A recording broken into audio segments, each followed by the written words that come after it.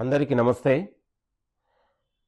పచ్చని తెలంగాణలో ఇవాళ బీఆర్ఎస్ బీజేపీ పార్టీలు చిచ్చు పెట్టొద్దు, ప్రజల మధ్య ఐక్యతను దెబ్బతీయొద్దు. ఇవాళ బీఆర్ఎస్ బీజేపీ పార్టీలు వేరు కాదు, ఒకటే కలిసి రాజకీయ సహజీవనం చేస్తూ అనడానికి వాళ్ళు 10 ఏళ్ల పాటు అధికారంలో ఉన్న బీజేపీకి అడుగులకు మడుగులు వచ్చారు. నిన్న పార్లమెంట్ ఎన్నికల్లో కావచ్చు, గ్రాడ్యుయేట్ ఎన్నికల్లో కావచ్చు, అది మున్సిపాలిటీ ఎన్నికలైనా గ్రామ పంచాయతీ ఎన్నికలైనా వాళ్ళు కలిసే రాజకీయ సహజీవనాన్ని పంచుకున్నారు. కాబట్టి బీఆర్ఎస్ బీజేపీ రాజకీయ పార్టీలు ఇద్దరు కలిసి ఇవాళ ప్రజల్ని గందరగోళ పని చేయొద్దని కూడా వాళ్ళకి కోరుకుంటా ఉన్నాను.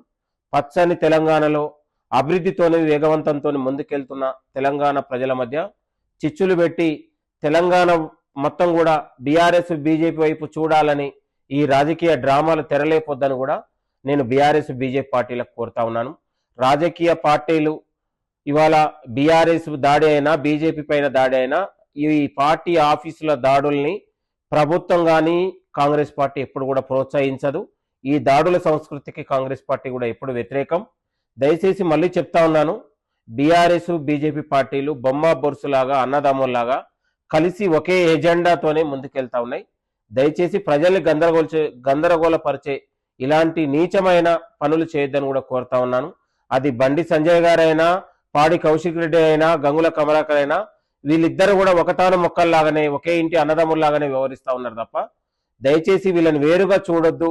ఇలాంటి చిల్లర గొడవల్ని, ఇలాంటి ఒక రాజకీయ డ్రామాల్ని ప్రజలు గందరగోళ పడాల్సిన అవసరం లేదని కూడా కోరుతా ఉన్నాను. పిఎంజే జ్యువెలర్లో జరిగినటువంటి దొంగలను పట్టుకునే దగ్గర పోలీసు యంత్రాంగం అత్యంత సీరియస్ తోని ముమ్మర వేట కొనసాగుతా ఉంది. తెలంగాణ పోలీసులు అత్యంత తెలివైన వాళ్ళు.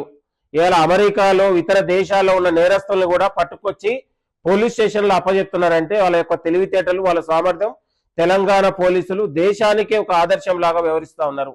కాబట్టి మన గౌరవ ముఖ్యమంత్రి రేవంత్ రెడ్డి గారు వచ్చిన తర్వాత పోలీస్ వ్యవస్థను అత్యంత పటిష్టం చేసి ప్రజల కోసం, శాంతి భద్రతల కోసం, ఇవాళ ప్రజల రక్షణ కోసం వ్యవహరిస్తా ఉన్నారు. గత పాలకుల లాగా పోలీస్ వ్యవస్థను విచ్ఛిన్నం చేసి వాళ్ళ దగ్గరనే ఇవాళ మోకరిల్లేటట్లాగా కాకుండా ప్రజల కోసం, ప్రజల వ్యవస్థ కోసం నేరాలు అరికట్టే దగ్గర పోలీస్ యంత్రాంగం పనిచేసేలా ముఖ్యమంత్రి గారు వ్యవహరించారు. దయచేసి బీఆర్ఎస్ బీజేపీ పార్టీ నాయకులారా, ప్రజల్ని గందరగోళపరిచే వ్యవహారం దయచేసి ఇలాంటి చిల్లర పనులు చేయొద్దని కూడా నేను వారికి కోరుతా ఉన్నాను.